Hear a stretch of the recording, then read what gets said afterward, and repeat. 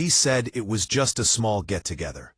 But when I saw 50 strangers dancing on my sand, I knew something was wrong. The night was loud. Music shook the windows of my beach cabin. I stepped outside and saw lights flashing near the shore. Bonfires, speakers, and people everywhere. My private land looked like a festival ground. And right in the middle of it all, Karen, our HOA president, was standing on a table, holding a drink, shouting, "This is our community beach." I walked down with my phone, recording. "Karen," I said, keeping my voice calm, "you're on private property. This is my land. You need to stop this." She turned, squinting at me with that smirk she always wore when she thought she had control. "You don't own the sand, Tom. This is community land now.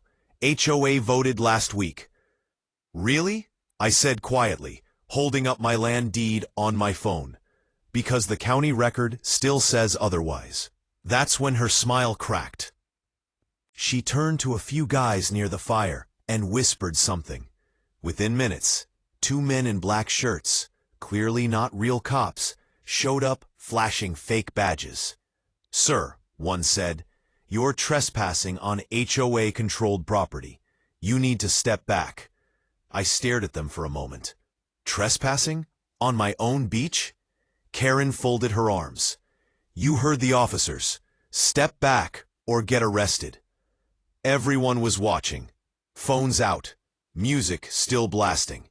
My heart was pounding, but I didn't move. I just smiled and said, "You sure you want to go that route, Karen?" Her laugh was loud, fake, and nervous. "Oh, please. What are you gonna do? Call the real cops?" I leaned closer and whispered, "Actually, I don't have to." Before she could respond, blue lights appeared down the road. Real sirens, real deputies.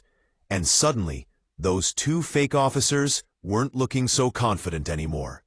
Karen's face went pale. She whispered, "Wait, what's happening?" I looked straight at her. "You're about to find out who really owns this land." The sirens cut through the night air, and the crowd that had been cheering moments ago suddenly went quiet. The real sheriff's truck pulled up, lights flashing against the sand dunes.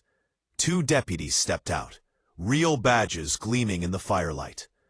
Karen tried to regain her confidence. "Officers, thank goodness you're here," she said, stepping forward quickly. "This man is trespassing and threatening our HOA members."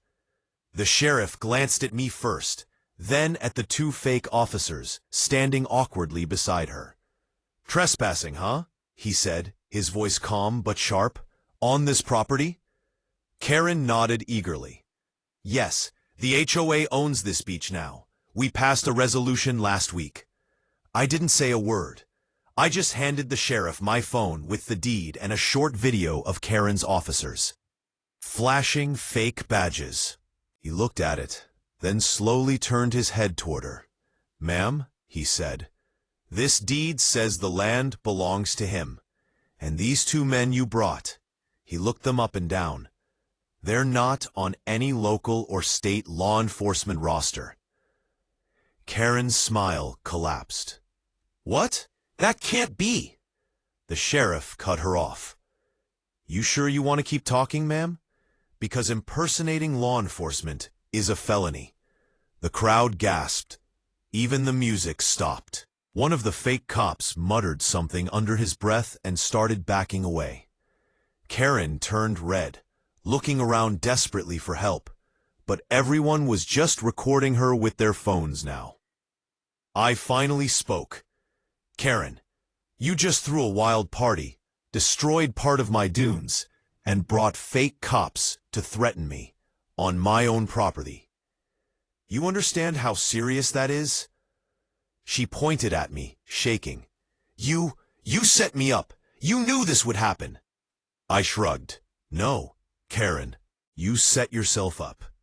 The sheriff motioned to his deputies. "Get their IDs, all of them." As the real cops began questioning everyone, Karen tried one last move. "You can't do this to me. I'm the HOA president. You'll regret this.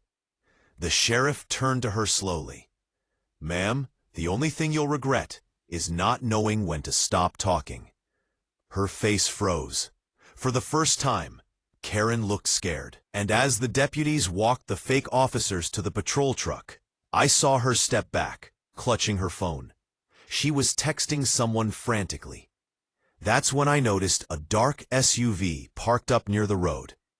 A man inside was watching everything, and when our eyes met, he drove off fast. I didn't know it yet, but that man wasn't just any guest. He was the one who'd helped Karen plan the whole thing, and he was about to make this story a lot darker. The next morning, the beach looked like a war zone. Empty bottles, broken chairs, and burned patches of sand everywhere. Karen's party had turned my peaceful shore into a disaster.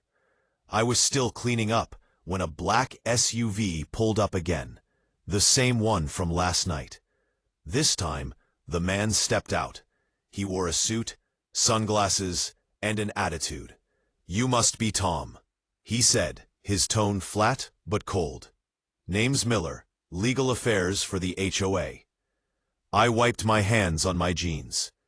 "You mean Karen sent you?" He smirked. "Let's just say the board doesn't like how you embarrassed her. We're filing a claim for damages, noise complaints, obstruction, and harassment." I almost laughed. "I'm being charged? After your people trashed my property?" Miller shrugged. "You can fight it if you want, but once this hits county court, it's your word against the HOA. And trust me, they've got friends in the right places." He handed me an envelope and walked back to his car like he already won. When I opened it, my hands froze. It wasn't just a legal notice. It was a cease and desist order, telling me to vacate the property until ownership clarification was resolved. They were trying to take my land. I went straight inside and pulled out my file box. Old photos, purchase receipts, even the original survey map, signed by the previous owner. Everything checked out. But as I looked closer, something didn't make sense. A new document had been added to the county database, one I'd never seen before. It listed the HOA as temporary caretaker of the coastal strip due to community maintenance oversight. And the signature on it? Karen's. She'd forged an official county approval. My stomach twisted. This wasn't just a petty neighborhood fight anymore. It was fraud. That's when I made the call. "Sheriff, it's Tom. Remember last night's party? I think your little impersonation case just turned into something bigger." He sighed on the other end. "How big we talking?" "Big enough that your next warrant might have to go to the HOA office." There was silence for a moment. Then he said quietly, "Don't do anything stupid, Tom. Let us handle it." But I wasn't planning to wait. Not this time.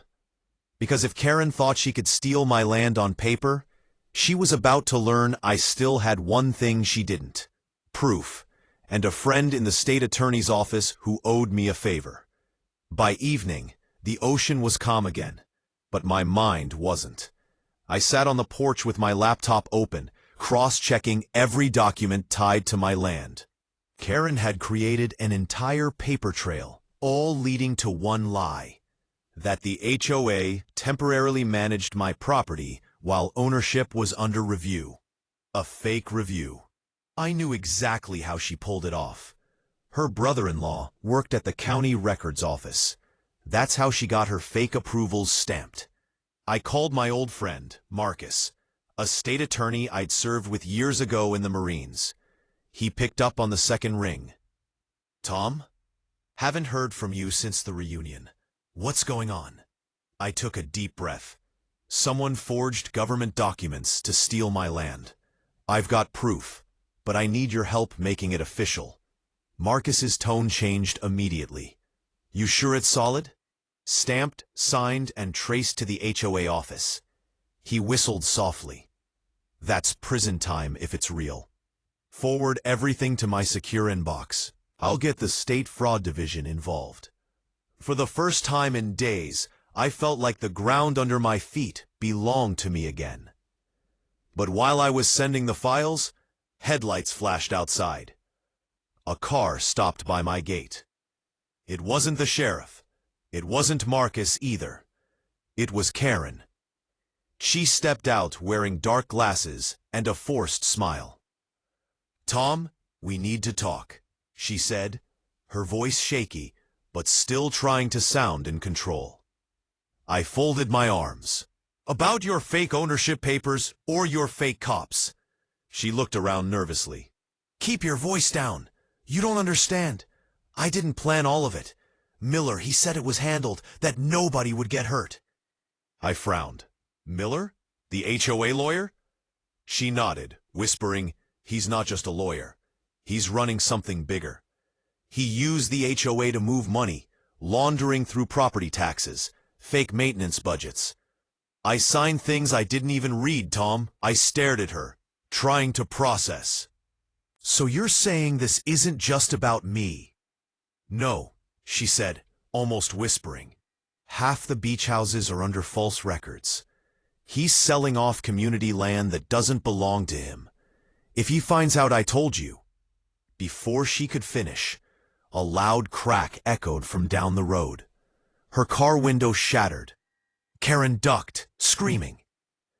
I dropped behind the porch railing. Another shot hit the mailbox, sending sparks flying. "Get inside," I shouted, pulling her toward the cabin. Whoever fired wasn't trying to scare us. They were silencing witnesses. As we crawled inside, Karen's phone buzzed. A message flashed across the screen. It was from Miller. "You talk, you vanish. Stay quiet." I locked the door and turned to her. "Looks like your HOA problem just became a criminal investigation." And deep down, I knew. This was no longer about land or parties. This was about survival.